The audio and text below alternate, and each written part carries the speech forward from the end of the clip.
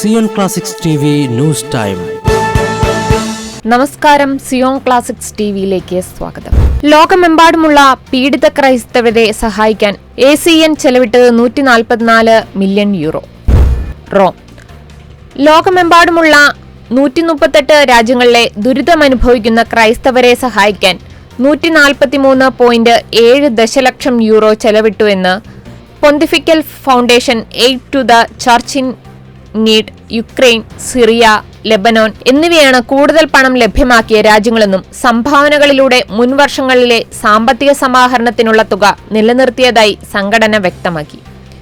ലോകമെമ്പാടുമുള്ള 23-ലധികം രാജ്യങ്ങളിൽ ഫൗണ്ടേഷനുള്ള ഏകദേശം 3,60,000 ആളുകളുടെ സഹായമാണ് പീഡിത ക്രൈസ്തവർക്ക് ലഭ്യമാകുവാൻ സംഘടനയ്ക്ക് ബലമേകിയത്. ഫണ്ട് ലഭ്യമല്ലാത്തപ്പോൾ പോലും സഹായിക്കുവാൻ കഴിയുന്ന യഥാർത്ഥ അത്ഭുതത്തെയാണ് പ്രതിഫലിക്കുന്നതെന്നും 1947 മുതൽ ഇത് വിജയകരമായി ചെയ്തു വരികയാണെന്നും ദൈവികമായ കരുതലിന്റെ അടയാളമാണ് ഇതിനെ നോക്കിക്കാണുന്നതെന്നും ACNന്റെ എക്സിക്യൂട്ടീവ് പ്രസിഡന്റ് റെജിന ലിഞ്ച് പറഞ്ഞു. വാർഷിക പ്രവർത്തനങ്ങളുടെ സംഗ്രഹം എല്ലാത്തിനുമുപരിയായി ദൈവത്തിന് നന്ദി പറയാനുള്ള അവസരമാണെന്നും അവർ കൂട്ടിച്ചേർത്തു. സംഘടനയിൽ നിന്നും ഏറ്റവും കൂടുതൽ സഹായം ലഭിച്ച രാജ്യങ്ങളിൽ മുന്നിൽ നിൽക്കുന്നത് യുക്രൈനാണ്. 7.5 ദശലക്ഷം യൂറോയുടെ സഹായം യുക്രൈന് ലഭ്യമാക്കിയപ്പോൾ സിറിയയിൽ 7.4 ദശലക്ഷം, ലെബനോയിൽ 6.9 ദശലക്ഷം എന്നിവയാണ് സഹായമെത്തിയത്.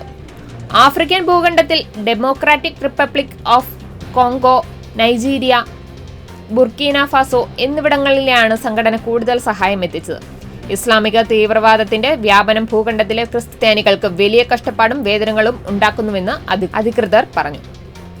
ലോകത്ത് ക്രൈസ്തവ വിരുദ്ധ പീഡനം അരങ്ങേറുന്ന രാജ്യങ്ങളിൽ ഏറ്റവും അധികം സഹായം ലഭ്യമാകുന്ന സന്നദ്ധ സംഘടനയാണ് ACN.